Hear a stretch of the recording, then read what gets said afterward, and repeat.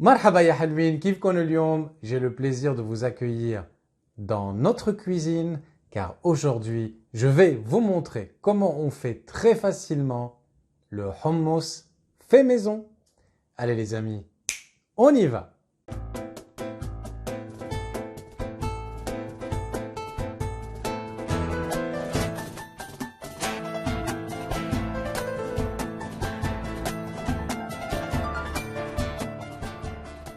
N'oubliez pas, si vous aimez notre chaîne, il y a deux moyens très efficaces de nous soutenir. Quand vous aimez une vidéo, cliquez sur le pouce vers le haut. Et si vous venez régulièrement voir notre contenu et que vous n'êtes toujours pas abonné, faites-le. C'est le meilleur moyen pour montrer à YouTube que nos vidéos sont intéressantes et ainsi le pousser à les montrer à de plus en plus de gens dans le monde. Aujourd'hui, je vais vous présenter le fameux hummus. Vous savez que le hummus est l'un des mezzés libanais les plus connus. Il n'est pas du tout compliqué à faire. Il y a surtout une grande phase de préparation que je vais vous raconter maintenant. Mais en fait, restez bien jusqu'à la fin de la vidéo. Marie, pour ceux d'ailleurs qui ne nous connaissent pas, Marie c'est ma femme. Elle fait souvent des vidéos seule ou avec moi. Marie fait très souvent le hummus et en fait, elle le fait au mixeur.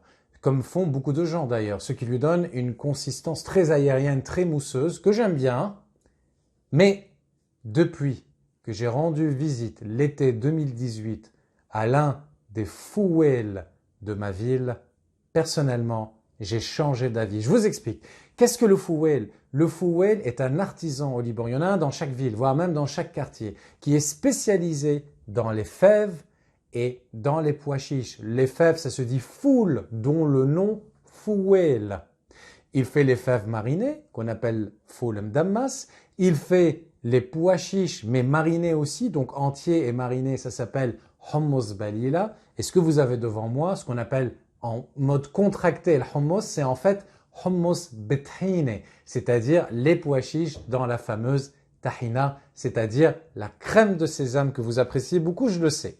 Alors, qu'est-ce qu'il a de si spécial le fououel? D'abord, c'est un artisan qui existe depuis des années et des années au Liban. Tout ça pour vous dire que la particularité du fououel, c'est qu'il fait tout à la main avec une recette qu'il a héritée de son père, qu'il lui-même a héritée de son père, etc. Je vous invite à rester jusqu'à la fin de la vidéo parce qu'après la recette, je vous montrerai l'interview que j'ai faite avec le fououel de Jounier qui est super sympa et qui va vous apprendre plein de choses. C'est en goûtant, ou même plus précisément en regoûtant le hummus du fououel, le hummus fait main, et en regardant comment il faisait, que j'ai eu envie moi-même de le faire à la main pour obtenir plutôt cette consistance un peu plus purée, un peu moins crème. Il y a deux versions devant moi que je vais vous expliquer. Il y a celle qui est faite intégralement à la main, ça veut dire que je ne fais appel à aucune machine. Il y a une autre où j'ai juste passé un petit coup de pied mixeur. Je vous explique dans quelques instants pourquoi. Avant d'attaquer vraiment la recette, les éléments de préparation sont certainement le plus long. Quel pois chiche choisir? Est-ce que je prends du pois chiche sec? Est-ce que je prends du pois chiche en boîte, du pois chiche en bocal? Enlevons tout de suite les pois chiches en boîte. Je ne les trouve pas très bons. Je trouve qu'ils ont un arrière-goût un peu pénible. Le pois chiche sec, c'est une très bonne idée, mais il va falloir bien le cuire. Donc, on le fait tremper dès la veille, au moins 8 heures de temps dans de l'eau et pourquoi pas avec une cuillère à soupe de bicarbonate pour faciliter la cuisson. Et le lendemain, on le fait cuire, on le laisse à ébullition légère pendant au moins 1 heure. En tout cas, vous devez obtenir une consistance vraiment tendre pour faciliter l'écrasage. On part du principe que vous avez un pois chiche bien cuit et bien tendre. C'est vrai que les pois chiches ont une mauvaise réputation. Déjà, le fait de les avoir bien fait cuire facilitera la digestion. Puis il y a une deuxième chose que vous pouvez faire mais qui n'est pas obligatoire. Vous pouvez leur retirer la peau. C'est un peu délicat, ça prend du temps. Je l'ai fait longuement avant de vous montrer cette recette. Mais à partir du moment que vous avez bien fait cuire votre pois chiche, la peau se détache quand même relativement facilement. Quand vous avez fini la cuisson, vous les mettez dans leur casserole avec de l'eau, vous les manipulez bien, vous les malaxez sans les écraser. Évidemment, vous essayez de les faire tourner, les grains de pois chiche dans vos doigts. Vous verrez, la peau se détache facilement et elle remontera à cause de l'eau. Donc, il suffit ensuite, avec un petit filet d'eau, de les balayer. Pour la recette, je pense avoir enlevé au moins 80% des peaux des pois chiches que j'ai choisis. Ça facilite la digestion, ça peut rendre le résultat final peut-être un peu moins granuleux, mais en aucun cas il est obligatoire de les enlever. Passons maintenant à la préparation de notre hummus. Voici la liste des ingrédients qui va apparaître à côté de moi. Et j'ai préparé donc 400 g de pois chiches pour remplir ces deux assiettes moyennes qui vont permettre de faire plaisir à 4-5 personnes à peu près. J'ai enlevé grosso modo 80% de la peau et j'ai conservé un peu d'eau de cuisson. Le jus de 2 citrons, 4 cuillères à soupe de tahini et normalement pour la recette il faut une gousse d'ail écrasée. Moi j'ai préféré l'ail déshydraté parce qu'il me paraît un peu plus digeste. Vous pouvez même faire carrément une recette sans ail, à vous de voir par rapport à vos goûts. Mais dans tous les cas, n'oubliez pas la cuillère à café de sel. Je verse une partie de mes pois chiches pour me faciliter autant que possible le travail. Je verse un peu de mon jus de citron et je commence mon travail d'écrasage.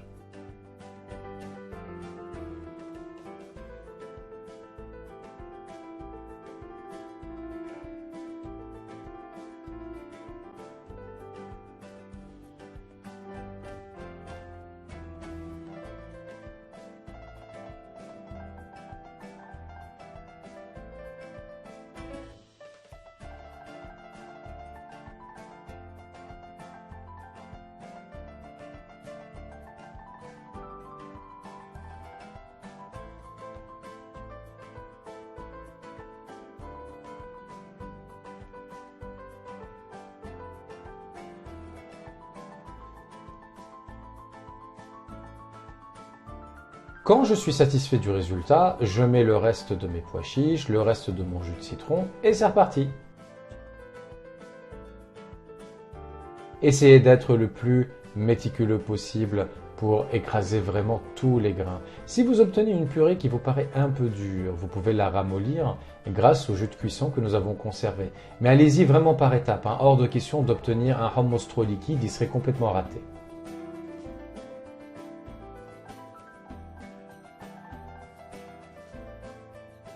Quand je suis satisfait de ma texture, j'incorpore l'ail et le sel, sans oublier évidemment la tahini. Et je mélange bien le tout en continuant d'écraser les grains de pois chiches rebelles. J'ai rempli une de mes assiettes et j'ai gardé le reste du hummus pour vous dire que si vous n'aimez pas le côté granuleux, vous pouvez tout à fait passer un coup de pied mixeur. Voici mes deux assiettes. La première assiette que je vous montre maintenant est celle que j'ai faite intégralement à la main. Ce n'est peut-être pas évident à la caméra, mais on voit encore quelques petites traces des pois chiches écrasés.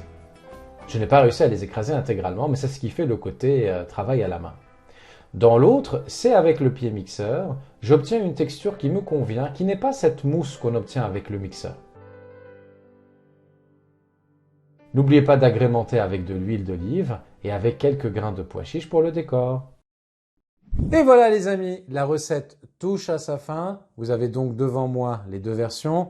La version qui a été faite intégralement à la main, qui est là, puisque je reconnais quelques petites granules dessus, et la version où on a passé un petit coup de pied mixeur. Je vous conseille, si vraiment vous n'aimez pas le côté granuleux du pois chiche fait main, optez pour le pied mixeur. Le mixeur traditionnel va complètement mixer les pois chiches, alors qu'au pied mixeur, vous allez quand même garder ce côté un peu plus puré. Il y a pratiquement plus de grains dedans, mais je trouve que la texture est plus intéressante, en tout cas selon mes goûts, que celle qui passe au mixeur. Après, l'important c'est que vous soyez content de ce que vous mangez. Il y en a qui préfèrent le côté granuleux, le côté intermédiaire, on va dire, ou le côté complètement lisse du mixeur. Une dernière chose concernant la recette, si après avoir goûté avec mes ingrédients, vous trouvez qu'il n'y a pas assez d'ail, pas assez de sel, pas assez de tahini ou pas assez de citron, il n'y a pas de recette figée. Vous pouvez baisser ou augmenter les quantités selon vos goûts. Avant de passer à l'interview du Fouet, je vous rappelle que si vous voulez, même quand vous partez de zéro, apprendre le libanais grâce à une méthode francophone ou si vous êtes déjà avancé et que vous souhaitez avoir une possibilité de pratique, j'ai plusieurs solutions à vous proposer. Vous les trouvez comme d'habitude sur le site adepasduliban.com. Je le dirai jamais assez, merci à tous ceux qui ont craqué pour les bracelets faits main de Marie. Moi, je porte la version homme Jabal. Donc, il y a la version femme Chouf qui existe maintenant au moment où j'ai tourné cette vidéo qui existe sous deux versions. Eh bien, pareil, si vous avez envie de vous faire plaisir ou de faire plaisir à quelqu'un, Les bracelets sont sur le site à deuxpasduliban.com. Comme toujours, une partie de la vente sera reversée à l'association Saint-Vincent de Paul. Au moment où je fais la vidéo, nous sommes au mois de mai. J'espère qu'au beau jour, enfin en été plus précisément, nous pourrons voyager au Liban. En tout cas, dès que nous pourrons le faire, nous irons directement remettre l'argent à l'association Saint-Vincent de Paul. Je vais vous laisser maintenant avec l'interview du Fouel de Jounier. Je vous embrasse très fort. Je n'ai plus qu'à vous dire comme toujours, تبقوا حالكم كتير وباي باي يا حلوين. اول شيء بشكرك كثير الي انك قبلت تعمل هالانترفيو. اكيد ولو محلك هون. خبرنا انت صار لك قد ايه هون بتشتغل؟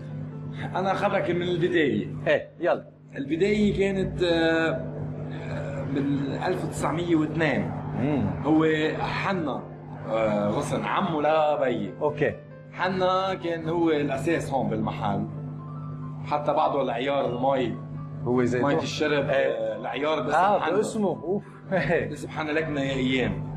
بعدين كان عمي خي بيي جورج يساعده صغير، وكان خطير حنا استلم جورج كبر بالعمر وصحته شوي على قده، فحرام هيك مطعم تراثي واللقمه عنده كثير طيبه، فكملنا. يعني رجعت استلمت انا عن عمي جورج. برافو. وجورج كان مستلمها عن عمه حنا. انت قد ايه صار لك مستلم هون؟ انا صار لي 5 سنين هلا. اوكي. انا 5 سنين بس انا وكنت صغير كنت ساعد عمي يعني هون بالمحل. يعني كنت بلش تاخذ الخبره من ايام انا صغير شيء تصفح عن الطاولات واجلي واعمل، بس ما في خصني بالاكل. رجع هو صار يعلمني. طيب اهم شيء تنقول لاصحابنا اللي عم بيحضرونا، شو بيعمل الفوال بلبنان؟ ليه هالقد مشهور الفوال بلبنان؟ شو شغلته للفوال؟ الفول شغله كثير عظيمه، ما حدا بيعرف قديش عندها فوائد للانسان، خصوصا تكون ترويقه. مزبوط. الفول هو ترويقه كامله، ترويقه غدا عشاء، خصوصا للعالم اللي شغيله، يعني بتعطي قوه يعني 3/4 اللي بيجوا على المحل عندي من الشغيل اليد العامله الصلبه بتلاقيه بياكل صحن الفول مع رغيف ونص خبز وخضريات البصل الثوم، بياكل بطريقه انه عم بيحضر حاله رايح على شغله ورايح. من الاول الفوال بيعمل كمان حمص بليله، حمص بطحينه. انت بتعرف اكيد هو محل الفول يعني كل شيء مشتقات الفول والحمص. مزبوط. يعني انا ما عندي لا كفته ولا كباب ولا طاووق ولا لحمه، ما عندي شيء، انا كل شيء فول وحمص. ما اصلا باللي بيحضرونا في كثير فيجيتاريان او فيجن، يعني ما بهمهم ياكلوا لحمه، كثير مهم لهم يجوا ياكلوا فول او ياكلوا حمص. نحن هون ما عندنا لحمه، عندنا شغله واحده بس، عندنا البيض بلدي. عندنا البيض بلدي، واكيد عندنا القورمه اذا حدا بحب رشيد تعمل له على هيدي بتكون الشغله الوحيده اللي فايت فيها بقلب اللحمه، عدا عن هيك كل شيء عندنا هيلثي فود. انا حبيت اعمل هالانترفيو لانه انا زبون هون، كل سنه وقت اجي بشتري من هون حمص فيمان مثل ما فرجيتكم مره، كثير طيب. ويلي عم بيزور جوني كيف بيجي لعندك؟ يلا حدا بساحل جوني بيكون موجود، بيكون ابن جوني، مين ما تساله وين محل الي غصن بجوني كل العالم بتديركم. كثير منيح، لكن انا رح سكر معكم يا حلوين وراح اروح اطلب انا الحمص لاكل انا الظهر. ميرسي كثير يا الي، وان شاء الله بيجوا اللي عم بيحضرونا بيزوروك وبيشتروا من عندك أكيد. الحمص والفول هن يجوا مره ورح يجوا على طول. شفتوا؟ هاي الهوسبيتاليتي الليبنانيز. يلا باي يا حلوين.